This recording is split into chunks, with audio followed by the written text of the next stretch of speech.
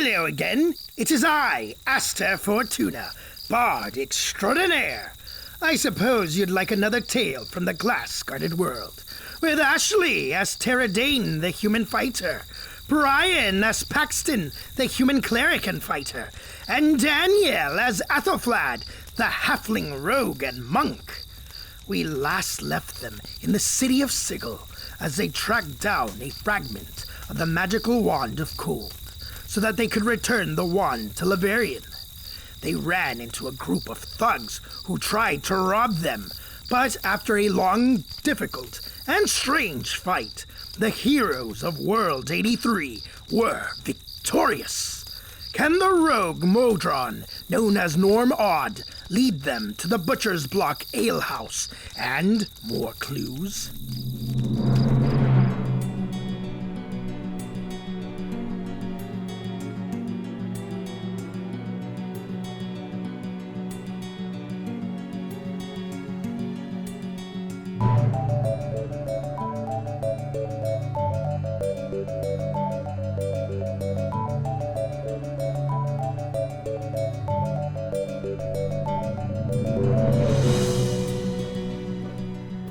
Alright, so that's the end of combat.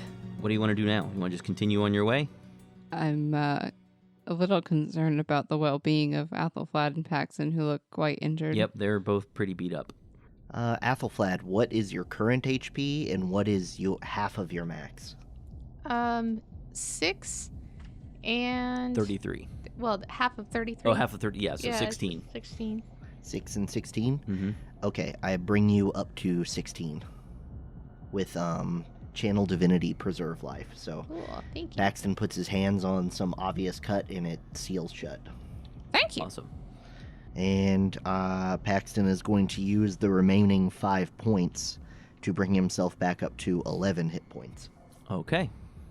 Tara walks up to Athelflad and puts a hand on her shoulder and is like, sorry about that.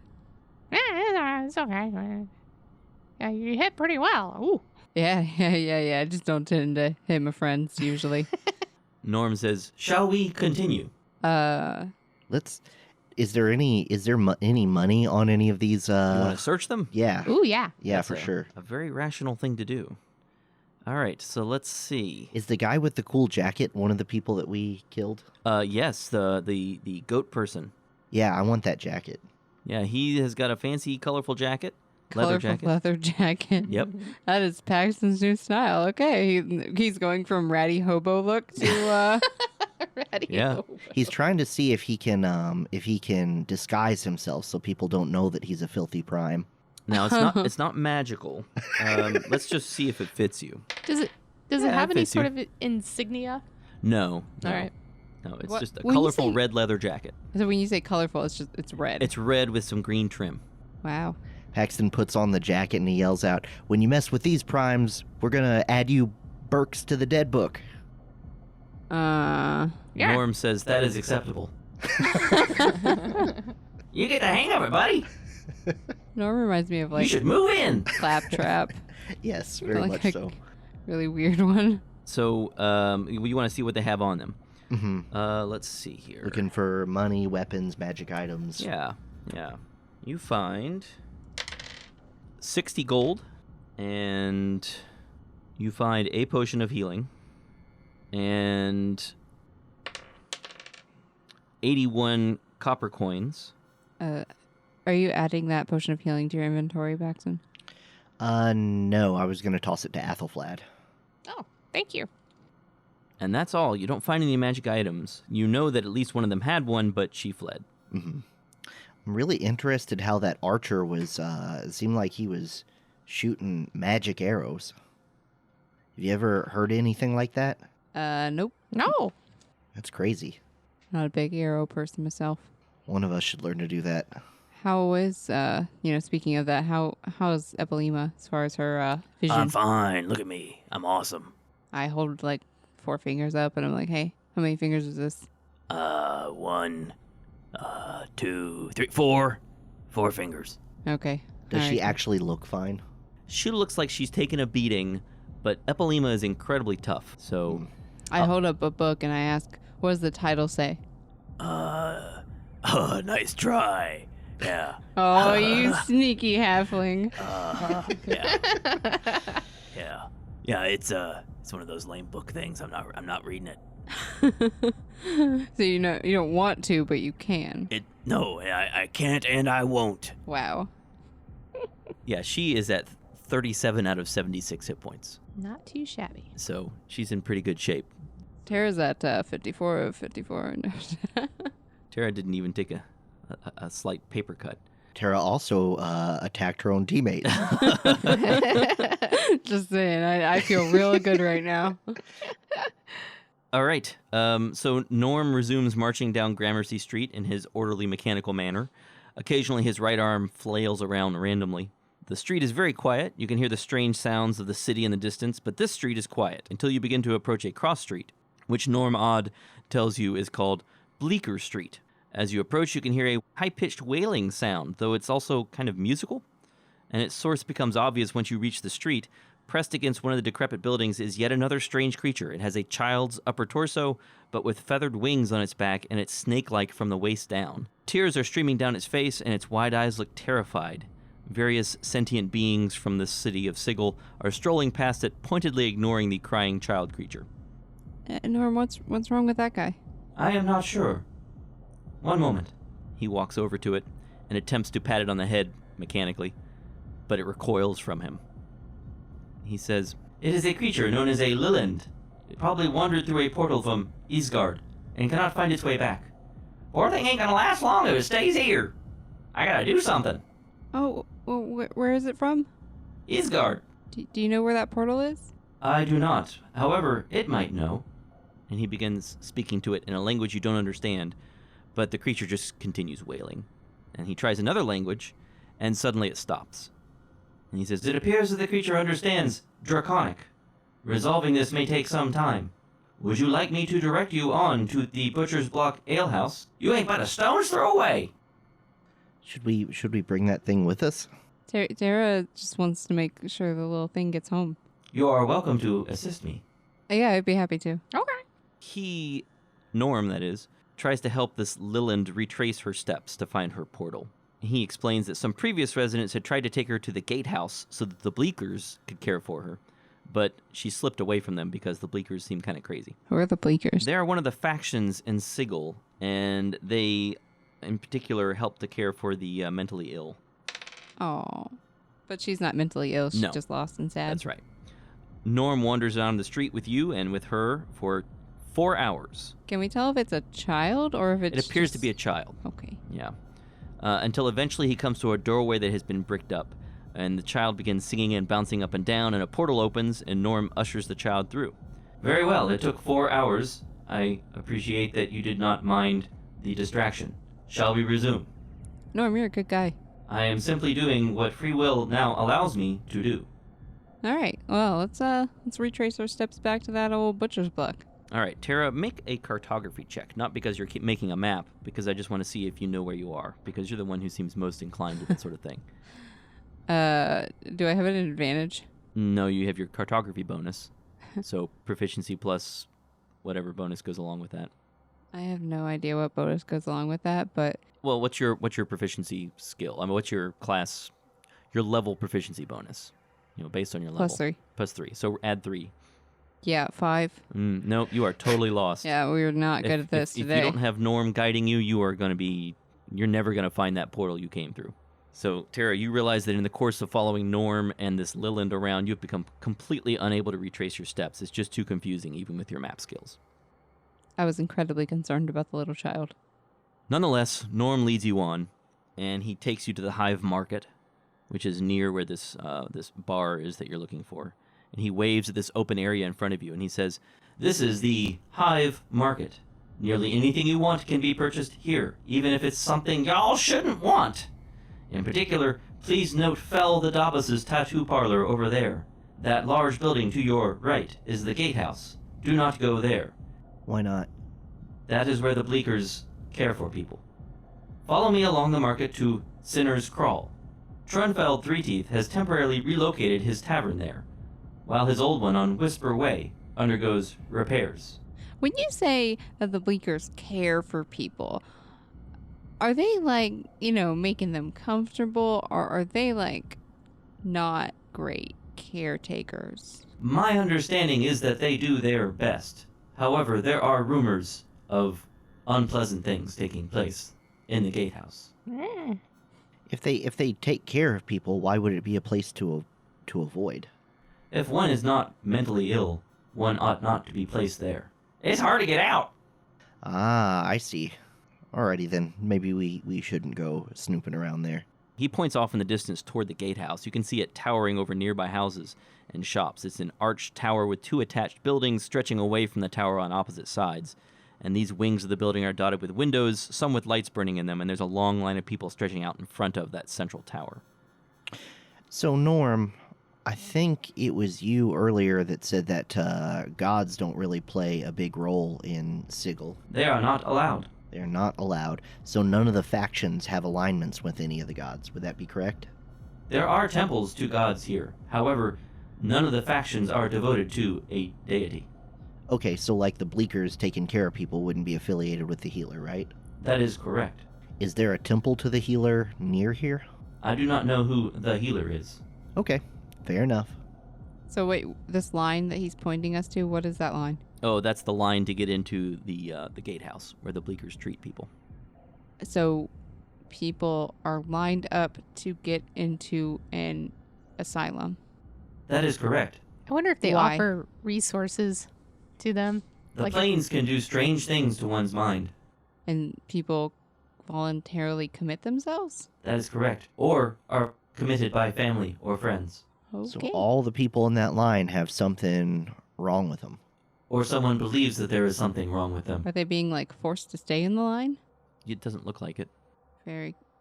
Tara does not get it, but also does not want to get it at this point. Yeah, I mean, I don't know how much of this whole planescape thing is within our grasp to get. Yeah. There's a lot of information to absorb. Don't worry about it, folks. So the butcher's block, Shall we continue?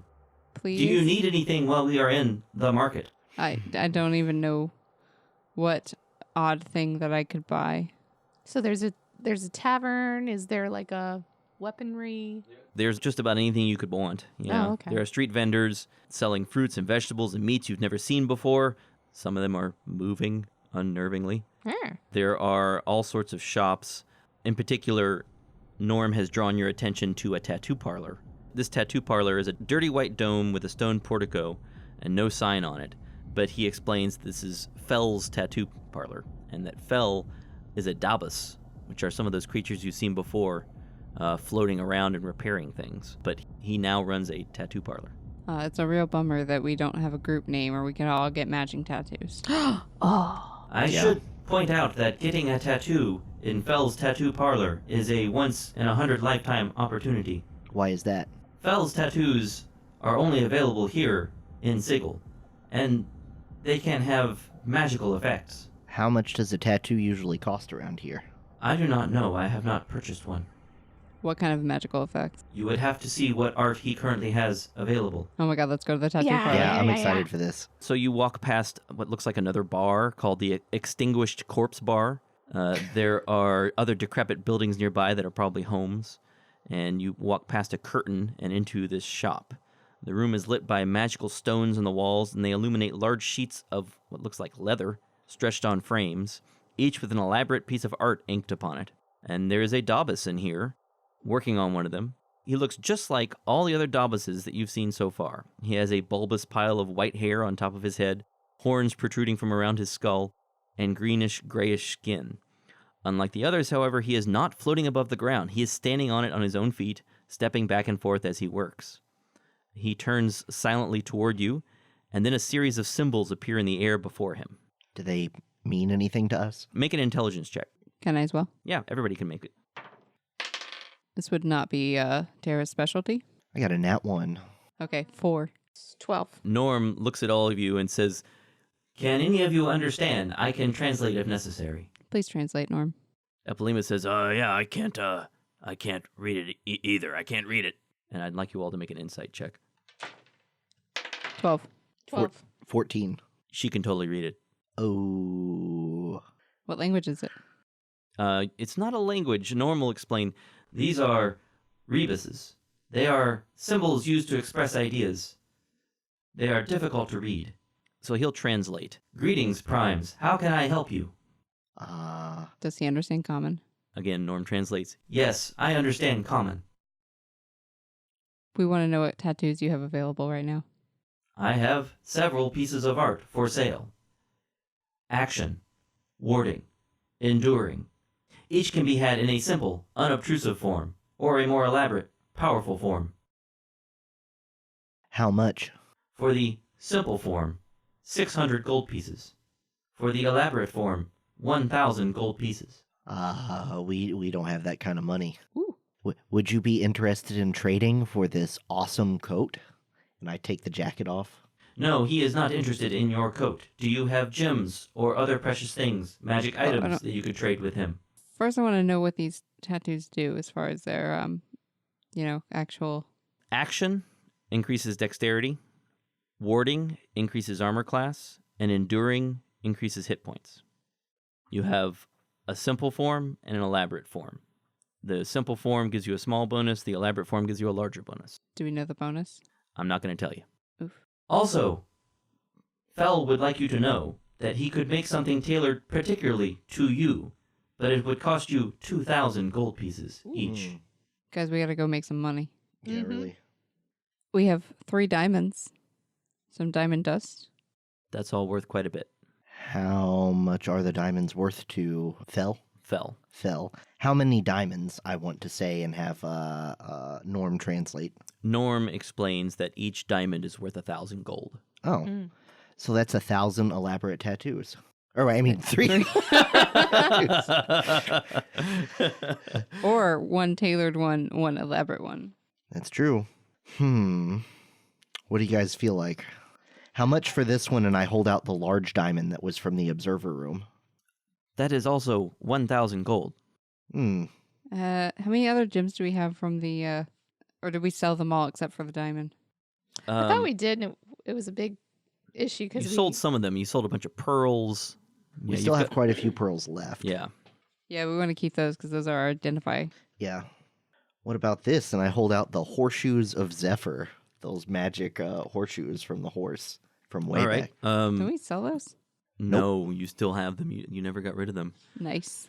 All right, Fell will take a look at those, and he says, through Norm says, those are worth, let us say, 700 gold pieces. Okay. So what are the options for the tattoos again? There's warding, endurance, and what else? There's action, warding, and enduring. And they do what again? Dexterity, armor class, hit points. I think that I'm going to go with a tattoo of endurance. Do you want the simple or the elaborate? I would like the elaborate, please. All right. I hand him one of the diamonds. He goes to work. Where do you want it? On my back. On your back. He basically tattoos an outline of a humanoid form on your back. And you gain 6 hit points. Okay. Permanently. Yeah. Nice. You can call it an enhanced tattoo of enduring. So in D&D Beyond, I don't think we have the option to manually change your ability scores. What I'll do is I'll create an item, a tattoo item, and that you can add to your character. And you can use that to alter your character sheet. So have you made any decisions about tattoos here? Paxton's got his. Yeah, I want to know about the custom tattoo he could provide. All right. So Norm talks to him for a moment, and another rebus appears, and Norm says, he says he will not know until he completes it. Ooh. It will be something that will be uniquely suited to you. I'm gonna go with the enhanced one To get the hit points. For hit points? Yeah, because I have low hit points anyway. Okay. You can do that. That's 1,000. You might want the AC though. 16. Yeah. Okay. Yeah. That's the welding, right? Warding. Warding. I'm sorry. So you want to spend a diamond on that? Yep. Okay. So he Takes you aside. Where do you want this tattoo? On my arm. Okay. So on your arm, he tattoos a symbol of a shield. Just a simple shield. Ooh.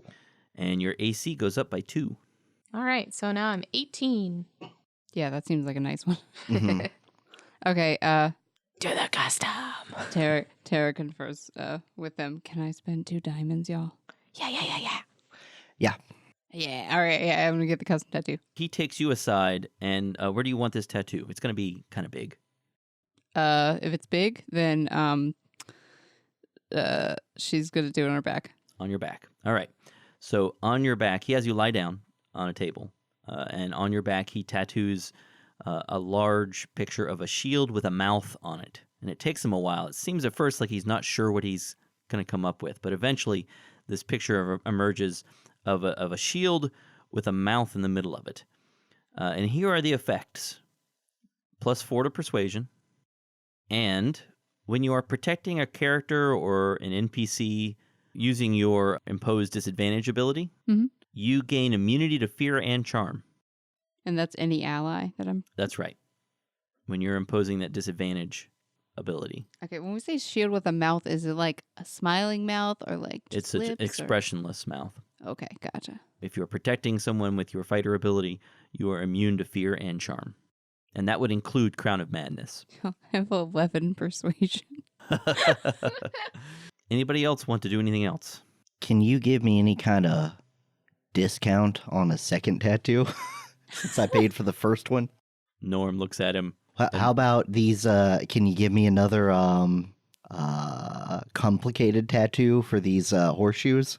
The horseshoes, he will give you a simple tattoo in exchange for the horseshoes. These pearls are 100 each, right? Correct. What about the horseshoes plus 3 pearls? That should equal 1,000, right? That's correct. He'll do that. I'd like to get the tattoo of warding as well. So that's +2 to your armor class. Yeah, and I want that shield on my front. All right. All right. So you have a medium-sized shield tattoo on your front. I whisper to the rest of the party and I go, y'all, my AC's 25 now. Absurd. OP. Paxton's not leaving the podcast anytime soon, Mm-mm. unless he gets hit by magical effects. Paxton falls in a hole. No, knowing my roles, I'm probably going to kill myself. All right. Epilema just watches you the whole time. She shakes her head. Why would you want to do that? Why wouldn't you? I mean, look at my beautiful skin. I wouldn't want to ruin this, you know? Look at this. We're not as beautiful as you. We need some help. You have a point. You have a point. I'm a masterpiece that you wouldn't want to mess with, but I understand, you know, you guys are not quite as beautiful. Tara is looking at Paxton like, no. Athelflaed just shrugs her shoulders. It doesn't even affect her. She's like, I mean, you're a little beautiful, Athelflaed, because you're a halfling. oh, It yeah. helps. Thank you. But Hey, can you read my tattoo? I can see it's a shield. Does it say anything? No, it How would says you know? shield. How would you know? Because it doesn't have those letter things on it. Wow. I know, I'm not stupid. I know what letters are. Okay. Tara is going to persuade Epilema that her tattoo looks good by flexing her back at her. Ooh, Ooh. Okay. I like that. Uh, Make the shield talk. Yeah, you could make a persuasion check. 18 plus 11. So 29. Oh, wow. Wow. Okay, well, that's... Okay, I'll give you that. That's pretty cool. Yeah. I gotta admit, that's impressive.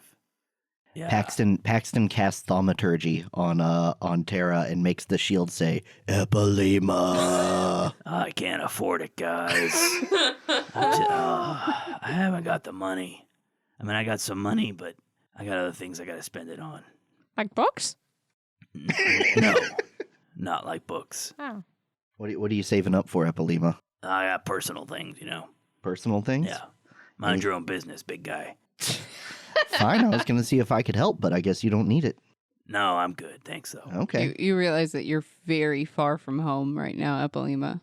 Yeah, don't remind me. Yeah, I think about that a lot. Thanks. Is there anything else you want to do in here? Anything else you want to trade for more tattoos? I feel like we have enough tattoos to take care of and make. Wait, are these magical? Like, do we have to heal these things, or are we itchy? They itch for a little while, but it's fine. Are they going to blur over time and look worse? Probably. Okay. You know. But the magical effects will remain. Yes. Okay, they're not temporary or No. anything. No. Okay. You're done then? Mm-hmm. All I right. think so. This Well, is a good detour, guys. Yeah. Fell just turns around without any further words and resumes working on one of these leather sheets. And Norm says, "We are ready to proceed." So, Norm, you didn't want a tattoo? No, Do you already have some? I do not have any tattoos. I do not have money for a tattoo. Oh, bummer. Maybe we could go rob some more punks. That is not necessary. Okay. Do you want a tattoo, Norm? I do not know. Interesting. I Okay. will have to think about it. Maybe when you get a little more chaotic. Possibly. Sounds like fun. Most of the chaotic people I know have tattoos, and then I look at Athelflaed and Tara. I don't know what you're trying to imply. Well, he leads you on past that bar, past some more buildings and shop stalls. He leads you over to a building that appears to have been a tenement that was at risk of falling down, but it's been shored up with a lot of rope and some long metal poles. And there's a crudely painted sign in front of it that says, "Butcher's Block, temporary location." There's a door frame, but no door in it. There are several large windows around the building, but they're all blocked by sheets of cloth on the inside. And Norm says, "We have arrived. I hope that you are able to find the information that you need." He turns on his heel and then starts walking back toward the market. Hi, Hey, you Norm. want to stay with us, Norm? Excuse me, what? Do you want to stay with us? Do you need additional assistance? Maybe. Very well. And That he was easy. walks back toward you. Yeah, yeah. Anything we should know about the owner of the butcher's block? Trunfeld is an ogre. He is known for serving poor quality alcohol and high quality information, as well as poor personal grooming. He's a peary fellow, so don't think you can peel him. By that I mean he is suspicious and cannot easily be tricked. Okay. Good to know. Is there anything in this bar that you would want to drink, Norm? No. No? Okay. Well, let's go talk to this guy. The inside of the butcher's block is surprisingly nicer than the outside. The walls aren't very straight, but they are whitewashed, and the floor is intact. The tables, however, aren't level, and the chairs look ready to collapse. Several rusty stools are set up at the long wooden bar. The bar would be well lit if not for those thick sheets hung over the windows. Instead, it's lit by small candles at the tables. Groups of patrons of every sort are huddled around these tables, talking quietly about secret matters. Some of them look up at you when you enter, but everyone returns to their conversations shortly. An enormous 10-foot creature stands behind the bar. It's so huge that most of its mass is actually leaning over the bar. It lifts an enormous keg and pours a dark liquid into several glasses, and then sets the keg back down and shoves the glasses into the hands of waiting patrons. The ogre then sticks a giant finger into his nose, roots around deeply, and then begins polishing some glasses with a dirty rag. Gross. I don't know if I'm hungry. Tara sits at the bar. All right. Tara, make a perception check. 6. Okay. So the ogre sets down the glass that he's polishing and leans over the bar, grinning at you with one large fang and 2 smaller teeth. And that appears to be all the teeth that he has. And he says, Haven't seen you before. Primes, huh? I'll try to move my bone box real slow so's you can keep up. Are you selling or buying? Probably buying. Can't imagine you have some chaunt to sell me. I don't know what chaunt is. Rumors. Information, lass. Yeah. No, I'm wondering if you know, a guy named Skavir. Skavir. Sounds vaguely familiar. About how long ago are we talking about this bloke doing something? I really can't tell you how long ago it was. But I know he sold something to you. Oh, And I know that's what it was. helpful. Oh, really? What's that? It was a piece of a wand of frost. Wonderful. Oh, I think you got your facts slightly mixed up, but I remember the incident. Well, correct me if I'm wrong. What happened?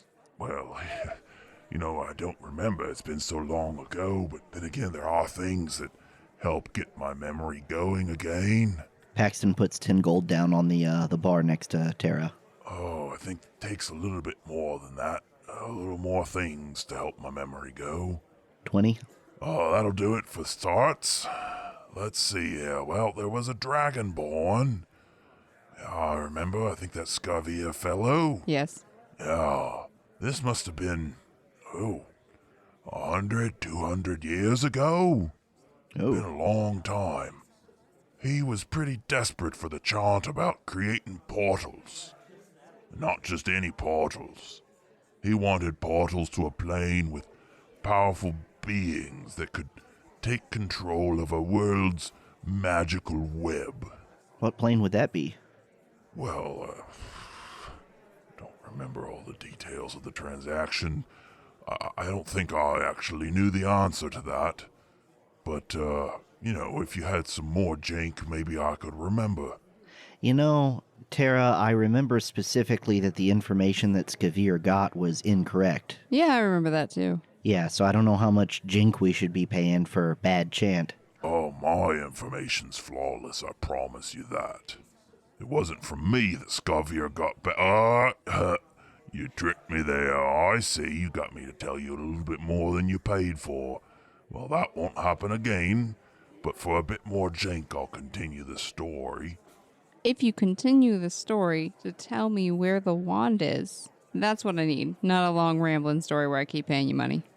Well, you just want to know about the wand, eh? I do. That's the only chant we're after. I tell you what, another 20 and I'll tell you some more. I give him 20. This dragonborn fellow kept this item you're after in a lovely wooden box. An unnaturally warm wooden box. He gave the box to this wizard. I'll tell you about him, but you haven't paid for it. We just did. Nope, you haven't paid me for that part. You just wanted to know where the item is. I'm going to persuade him to tell me about the wizard who has the wand, because that is... All right. What are you About saying to part of- persuade him? Come on now. I said I wanted to know about the wand. Who has the wand is part of knowing about the wand. And Paxton puts his hand on Tara's shoulder and goes, yeah, and casts guidance. All right. Make a persuasion check. Nat 20. So 31 plus 1d4. Wow. And that was a 4. So, 35? Yes. All right. So basically, you made an impossible persuasion check. All right, Loss, I like you. You're decent primes, I think. So, I put this fellow Scavier in touch with a powerful blood from a magic-rich world. I think he may have been one of the sensates, one of the factions here. At that point, it was out of my hands, but my sources tell me that the Dragonborn then paid the wizard for some information, using a powerful cold magic item. This wand you're looking for. The Dragonborn didn't return to Sigil after that. But you're not really interested in the Dragonborn. I know what happened to him. What do you know about the Sensate mage? This wizard traded the cold magical item to a dustman named Grivener, who wanted to use it for something in the mortuary. I heard he gave the wizard part of a corpse. But I'm guessing you're after the cold thing and don't care about the corpse. That's true. So one more morsel you'll want to know. This dragonborn fellow kept the item you're after in a lovely wooden box, as I mentioned. A warm wooden box. He gave the box to the wizard, who gave the box to Grivener. If you want that magic item, I think you'll need the box too, if you don't want to lose your fingers to frostbite. And Grivener would have both of those things? I don't think Grivener's still there. He's probably gone to the true death if he's lucky. I've heard they're still putting it to good use, though. Maybe you can convince some dustman to part with it. They won't want gold, though. You'll have to find another way to convince them. What kind of things do they like there at the mortuary? Anything associated with death, the afterlife, the true death. Even though they have tons of that stuff? That's what they like. Do they I like don't corpses? know. Corpses are a dime a dozen around here. They pay for them, it's true, but they won't hand over a powerful magic item for corpses. Norm speaks up and says, "The Dustmen are one of the, or were one of the, factions here in Sigil. What do you mean were? After the faction war, factions are officially disbanded. Nonetheless, the Dustmen continue to operate from the mortuary in a similar manner as before. And we passed the mortuary on the way here, right? It is indeed nearby. It's just down the street, Bert. Well, Sounds like we need to go to Yeah. the mortuary. yeah. I can lead you there." All right. Anything else I can say to relieve you of some of your jink? Maybe you want to try some ale? No. I think about the incident of the digging for gold. Yeah, I don't know that I want anything from this place. I saw him clean those glasses and I don't want to drink. I look for any sign of like thieves' cant around the tavern. Make a, either, I'll let you choose, perception or investigation. Let's do perception. Okay. Whoa, nat 20. Okay, wow. So 22. 22. Yeah, so you look around, and in fact, this place is covered in thieves' cant. It's just, I mean, it's everywhere. You are in a part of town that is crawling with criminal organizations, and they meet up here and plan things. In fact, as you're looking at this thieves' cant, you realize that people in the bar are watching you as you're looking around at the various scribblings and carvings on the walls and on the tables. There's so much. What are you looking for? Looking for any mention of the wand, any mention of Grivener, any mention of... There's talk about the mortuary. There have been thieves who have proposed robbing it, maybe going in to relieve some of the recently dead of their possessions. But most of the comments that respond to that suggest that it's just not worth it. The mortuary doesn't really have much of value, and it's dangerous. Does it say dangerous how? It's just well guarded. Oh, okay. By what does it say? It doesn't say. Okay. Anything you guys want to look for amongst this writing? And I can see if I can find something. Can't think of anything. Okay. And I kind of just look at the writing like I don't understand it, since people are looking at me. Oh, okay. Just kind of scratching my head. Make a deception check if you're trying to Okay. fool everyone. All right. 10. Several people give you a half smile and wink at you. Is there anything about the dustmen or the mortuary? No, there's just the stuff that she's already found. That there were some people. What the thieves would be interested in is stealing from it, and there's some discussion about whether it would be worthwhile to break in. And most of the comments suggest that it's not worth it. So the mortuary is dangerous. It's dangerous to break in, Okay. and there's not a lot there that people, apparently, these thieves think would be worth stealing. Norm says, "Shall we proceed to the mortuary?" Yes. All right. He leads you out of the bar. Trunfeld goes back to polishing his glasses and serving customers. It's a short distance away, just past some more shops and some more hovels. The mortuary is a large dome made of small tiles that make it resemble an enormous insectoid eye. It is surrounded by smaller structures, homes, a bar with 3 small domes, a strange flower-like sculpture, a crowded freestanding portico, and other buildings of unknown purpose. A group of robed humanoids are pulling a cart loaded with corpses through the mortuary's front gate. A bored-looking human woman in robes stands by the gateway through the mortuary's outer wall, probably keeping guard. Did you say there was a bar? Yep, That might be a good place to start gathering information. it's called the Gathering Dust Bar. Okay, well, let's go gather some dust. Norm says, "This is the Gathering Dust Bar. It is a place frequented by the Dustmen. Is there anything else you would like to know about it?" How are their drinks? The Dustmen are attempting to give up this life. They believe that this is a false life and that the true death awaits them. They're a bit balmy, you know? Their drinks are therefore designed to nourish and not to entertain. You will not find them pleasant. Nourish in, like, a good way, or if they're trying to achieve the true death, is it like, does nourish mean poison? They are not deadly. Okay. Well, maybe we should have some drinks to fit in. Okay, you go inside. It's really quiet in here, lit by candles, and it's relatively dark. There's not a lot going on in here. There are a few people sitting in these dustman robes at tables, all sort of just quietly sipping their drink. There's what looks like a zombie sort of standing by the entrance with a towel over its arm, and it as you enter, it just points to the tables. Is there anyone in the bar that looks like they would be more intelligent or have a higher rank or anything than the rest? Well, there's a barkeeper. Yeah. All right. Let's belly up to the bar. Okay. The barkeeper is an elderly man, and he looks sleepy, bored, and he says, "Yeah, what can I do for you?" I was wondering if you've heard anything about a special wand of frost, like a fragment of it that a fella named Grivener might have had. Grivener. There's a name I haven't heard in a long time, but Wand of Frost. There's a cold thing they use inside the mortuary to keep the corpses fresh Oh, yeah? until they can get rid of them. You think we could take a look at that? I don't know. I guess so. Who should I ask? Now, Sonny, you're asking a lot of questions for someone who hasn't paid me any jink. Oh, for sure. How much for 3 drinks for me and my friends? Let's say just 3 copper commons. I can do that, and I give him 3 coppers. All right. He gives you some unidentifiable liquid. I take a sip. It tastes like nothing. It burns, but it doesn't taste like anything. Interesting. Doesn't have any effect on me. Not the one little taste, no. Okay. All right. So we're drinking. You still talking? Yeah, so what do you want to know? I wanna check this wand out. Well, I guess you'd have to ask one of the dustmen. You should just go up to the gate and see if they'll let you in to look at it.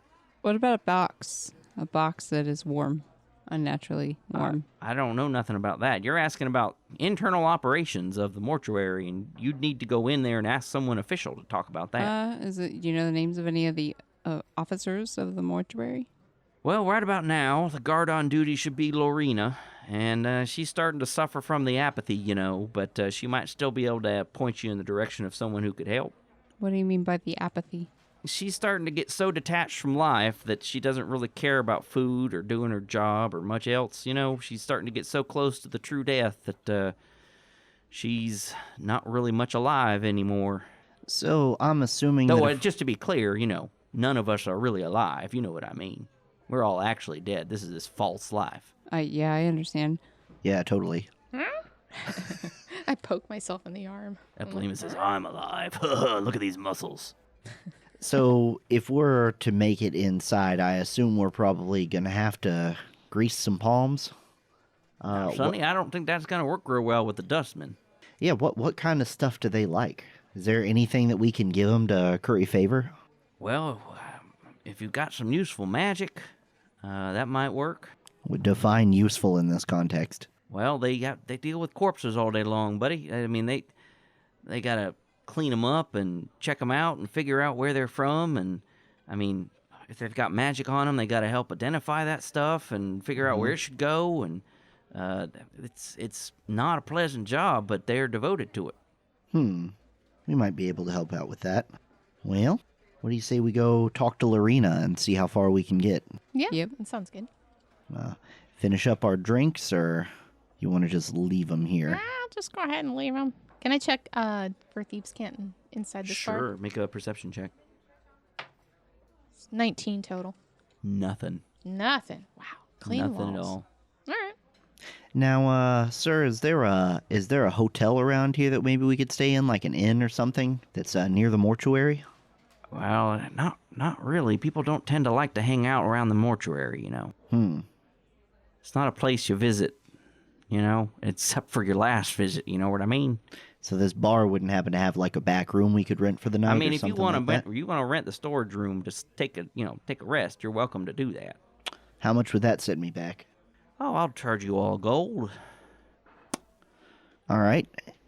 I think I'm gonna need a long rest before we Yeah. go in. I'm down a lot of health and spell slots. No, that's a fair point. All right. I hand him 3 golds. Oh, all right. You're overpaying him. He says, Yeah, all he right. said you're- one for everyone. Oh, I thought he meant 1 for each person. That's one room. Well, I already handed him 3 because I misunderstood, so that's All fine. right. Thank you, Sonny. You're welcome to head back there, and you could probably. There's some padding I use for seat cushions. You could probably use that to make some beds. And does the door lock? No, it doesn't really lock. I lock the bar when I need to, but I don't usually need to do that either. You mind if I borrow one of the chairs from out here in the bar to... Go right ahead. All right. All right, so you're taking a long rest? Yeah. You can spend hit dice. You recover half of your hit dice upon resting. If Astor were with you, he could sing his Song of Rest, but he's not. Yeah. I guess Epilema needs to recover some too.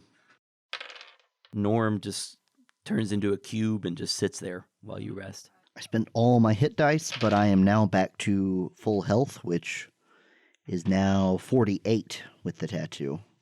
Wow. And I rolled a total of 17, so I'm back up to 33. All right.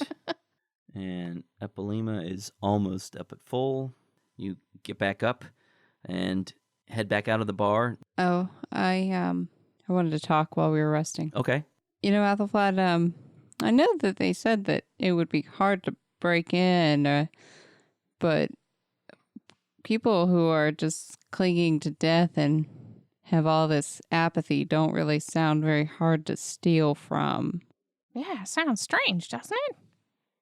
I mean, I can go ahead and stealth ahead, see if there are any traps or whatever, but... Yeah, I mean, we might want to get past the gate, but I'm thinking it might be hard to say, here's some pearls. Can we have this magical wand that keeps this room cold forever? And yeah. Say no more. Snooping is what I do. Yeah, I would think that maybe we might need a little bit of your expertise for this. Yeah. Yeah, my original plan was to try to sweet talk our way through, but I think that would probably be a lot less effective than just having Athelflaed ghost her way in and maybe steal it. Yeah. You know, we got some potions of invisibility too. I also have, I have robes of hiding in plain sight if I want to... Make I guess- yourselves a dustman. Yeah, if there are any that are around my same size, that would be one thing. But, I guess we'll just have to see what... I think we should plan a little heist, but first we should get in, figure out where it is, and also we got to find this box because we can't have you burning your hands or nothing. Oh, yeah. No, that's not good. Epilema says, "Are these so we're stealing this from them? Are these bad people? Is that okay?" We got to help our people, right? We got to do the whole saving the flooding world thing. Yeah, but I mean, Epilema, what is this whole ethic thing? Yeah, where does come from? Were you talking to Aster a lot? No, Weirdo and I didn't have that many we didn't have that many conversations, but it just seems a little weird to just straight up steal it without, I mean, I'm up for whatever. I mean, what death thing do you want to trade them? Maybe we could stab our way in, Yeah, Oh, that yeah, sounds that's a a lot lot better. better. Force. Yeah. Okay, so stealing No, you're right. You got a bad point. Yeah. Yeah. Although, they all do want to die. Why don't you just trade them a few stabs? I don't understand. Maybe that works. I don't know. It'd be like a transaction, Yeah. right? You get the true death and I get the wand. The true wand. Yeah. All right. Yeah, I can see that. But I feel a little weird persuading someone that I should kill them in exchange for an item. I feel like maybe the ethical thing to do is to steal the item. The ethical thing to do is to steal the item. Paxton, you talked to Asner a lot. How do you feel about the ethics of this situation? I wasn't thinking about it too hard until Epilena had to open her mouth. Now I'm feeling guilty. I mean, like this. The ethical thing to do is to steal the item thing. That's persuasive. well, everything's relative, and they're using this wand to keep these corpses cold. So worst case scenario, they just kind of smell. We're not causing anyone to die by stealing it, but we may be saving an entire world back on the prime material plane if we can keep it from overheating. So there's my justification. All right. Works for That me. sounds justified. Yeah. All right, let's go. Hey, Norm, you don't have any problems with this, do you? He had turned into a cube. Norm, when you say his name, he unfolds his arms and legs and says, "I'm sorry, I wasn't listening." Don't tell him. Okay. Go back to sleep, Norm. Very well. And he folds back up. We might not need Norm's help for this situation. The thing is, we do need Norm's help to get us back to our home. Maybe we can tell Norm to stay put by the bar, and we'll pick him up on the way out. Hey, Norm. Norm unfolds again. Yes. Could you tell me the way back to our portal when we're done with our task at the mortuary? Yes. Tara, you're good at maps. Could you just tell Norm, or ask Norm to tell you how to get back to the place from here? And then we wouldn't even need him. I'm going to see if I can work out a map with Norm. Okay. Sure. Make a cartography check with advantage. Okay. because he's helping you. I got a 10 both times. You could get to the general vicinity, but you're not sure you'd be able to find the exact location. Okay. Hey, Norm.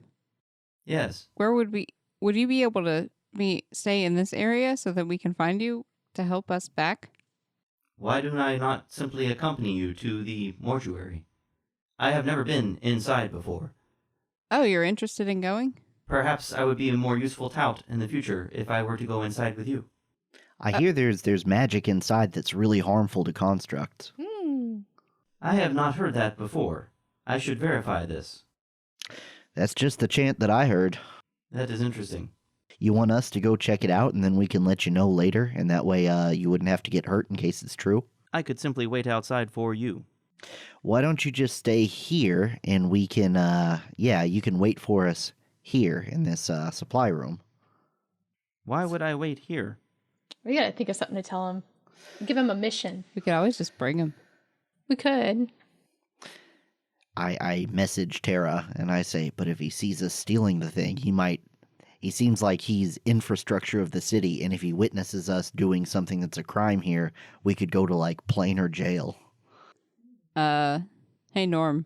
Yes. What are your thoughts on stealing? I usually prefer not to steal, unless they're asking for it. I think he's good. Okay, yeah. He might be down. Are we stealing something? Only if they ask for it. An interesting proposal. Very well. Norm, are you obligated to rat us out to the authorities if you witness us performing a crime? I am not legally obligated to do so. Would you want to? It would depend on the nature of your criminal activity. Okay. I message Tara and I say, if he seems like he's going to rat us out, we could just reset him.